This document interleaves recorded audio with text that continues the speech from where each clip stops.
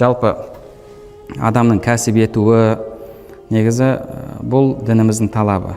Және одан кейін сіз бір жерде кәсіп ететін болсаңыз, бір жерде жұмыс істейтін болсаңыз, біреудің қолында жұмыс істейтін болсаңыз, мемлекеттік мекемеде жұмыс істейтін болсаңыз, мысалы ауруханада жұмыс істейтін болсаңыз, онда сол жерде адалдықпен жұмыс істеуіңіз керек.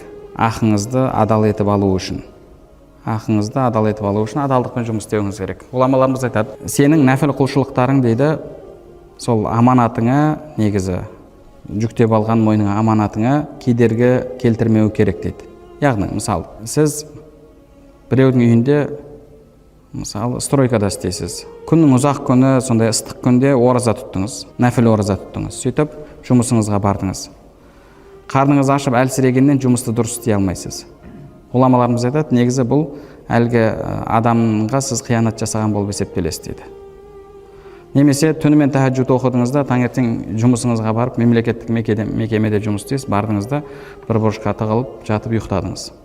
Бұл ісің харам болып есептеледі дейді. Неге? Себебі сен оны аманат етіп алдың ба, сол аманатқа қиянат жасамау сенің парызың. Ал түнгі құлшылығың, ол нәпіл құлшылық болып есептеледі. Сенің нәпіл құлшылығың әлі қызметіңе кедергі келтірмеу керек. Мысалы, бір жерде заңгер болып істейсің, кеңес беруің керек, сен кеңес берудің орнына ұйықтап жатсың. Немесе шығып кетті басқа деп айтыңдар дейсің да, көлігіңе барып ұйықтап жатарсың. Бұл нәрсе негізі дінімізде харам болып есептеледі. Осы ғұламаларымыздың бірі, аты есімнен шығып тұр, Ибрахим ибн Адхам беді, бір адамдардың қолында жұмыс істейді. Егінінде, әйтеуір, бау-бақшасын суарып, солай жұмыс істейтін болады. Бір күні бір таныстары, діндес бауырлары іздеп келеді. Бұл кісі жұмысында болады. Обедтің уақытында, түскі астың уақытында. Сонда әлгі кісі, яғни жұмыстың иесі, бау-бақшаның иесі, әлгі ғалым әулие кісіге әкеп тамағын береді. Сонда әлгі кісі тамақты алады да, аналарға келіңдер, тамақтан жеңдер деместен, тамақтың бәрін өзі жеп қояды. Жандағылар таңғалады, енді кел деп, бір ауыз деп, басқа деп айтқан жоқ деп. Сонда әлгі ғалымның айтқан сөзі бар. Егер мен қазір үйімде болғанда, өзім тамағым болғанда, тамағым барлығын сендерге берер едім. Бірақ мен мына адамның қолында жұмыс істеймін. Бұл адам маған тамақты тегін беріп жатқан жоқ. Осы тамақты жеп, жұмысымды дұрыс атқарсын деп маған беріп жатыр.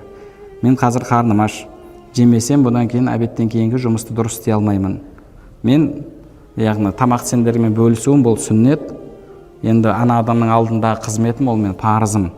Сол үшін де мен парызыма қиянат жасап, сүннет амалды жасай алмаймын деп осылай жауап берген. Яғни, жалпы адамда бұл амалдарды реттеу дегенде мәселе болуы керек. Күндіз мұсылмандарға пайдаң тиетін жұмыстасың ба, жалпы жұмыстасың ба, аманаттасың ба, онда соны атқаруың керек. Ғұламаларымыз айтады, негізгі парыз құлшылықтан кейінгі қандай амал жақсы дейтін болсақ, одан кейін, мысалы, негізгі парыздарыңды орындадың ба, одан кейін ән-нафъул мутаадди, ән-нафъу ғайрул мутаадди деген бар. Яғни, басқаға пайдасы тиетін жақсы амалдар бар, және пайдасы тек қана өзіңмен шектелетін жақсы амалдар бар. Қайсысы жақсы деген кезде басқаларға пайдасы тиетін амалдарды жасайтын болсаң, сол сен үшін көбірек сауап болады. Сауабы көбірек болады.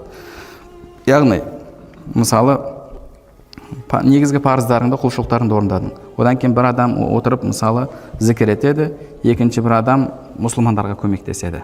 Қайсының сауабы молырақ, көбірек, басқаларға пайдасы тигеннің сауабы көбірек. Әлбетте негізгі парыздардан кейін. Сол үшін де, жалпы адам әрдайым сол адал кәсіпте болуы керек.